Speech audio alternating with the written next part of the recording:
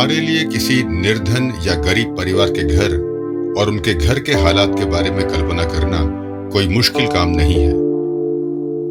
बनारस की तंग गलियों में एक छोटे से किराए के कमरे में रिक्शा चला के अपने परिवार को पालने वाला एक पिता अपनी 2 बेटियों और 1 बेटे के साथ बड़ी मुश्किल से 2 वक्त की रोटी जुटा पाता था।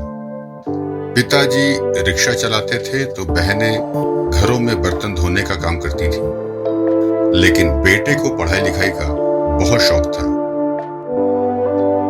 जैसे तैसे 8वीं क्लास तक की पढ़ाई की, पर जब पढ़ाई और किताबों का खर्चा बढ़ने लगा तब बेटे ने मोहल्ले के दूसरे बच्चों को पढ़ाना शुरू कर दिया। गुजरते समय के साथ बेटा बड़ा होने लगा और साथ ही साथ पढ़ाई करके कुछ कर गुजरने का जुनून भी बड़ा होने लगा।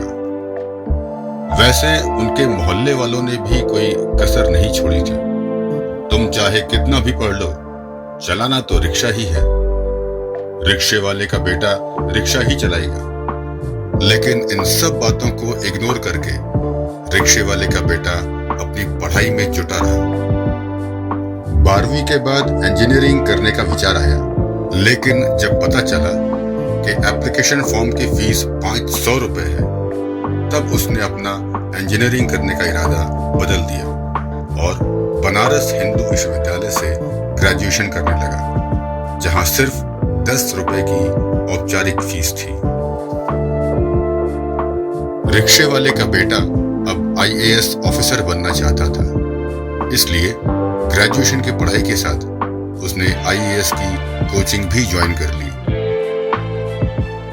उधर बनारस में उनके पिता भी जैसे तैसे करके अपने बेटे को पढ़ा रहे थे, लेकिन इस बीच उनके पैरों में चोट लगने के कारण एक बड़ा घाव हो गया।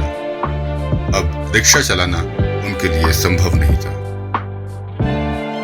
बेटा अपनी पढ़ाई और कोचिंग पूरी कर सके, इसके लिए पिता ने अपनी एकमात्र छोटी सी जमीन लगभग 30,000 रुपए में बेच दी।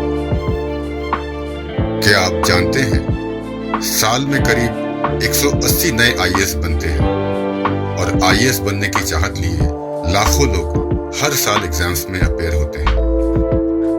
एक रिक्शे वाले के बेटे ने इतिहास में अपना नाम दर्ज करवा दिया और 24 साल की उम्र में सन 2006 में 38वां स्थान लाकर अपनी और अपने परिवार की जिंदगी बदल दी। सफलता की ये कहानी बनारस के रहने वाले श्री गोविंद जायसवाल जी की है। हर वो दुख, परेशानी, तंगी, बदहाली जिसकी आप सिर्फ कल्पना कर सकते हैं, रियल लाइफ में इन सब मुसीबतों का सामना करते हुए अपनी हिम्मत, लगन और कामयाब होने का जुनून लिए गोविंद जायसवाल जी ने इस देश के लाखों लोगों को हिम्मत कभी न हारने की मिसाल दी है। गोविंद जायसवाल जी की इस सक्सेस स्टोरी को सुनने के बाद आप अपने जीवन की परेशानियों से श्री गोविंद जायसवाल जी के जीवन की परेशानियों का एक बार कंपैरिजन जरूर करिएगा। शायद आपको अपनी परेशानियां अब और परेशान ना करें।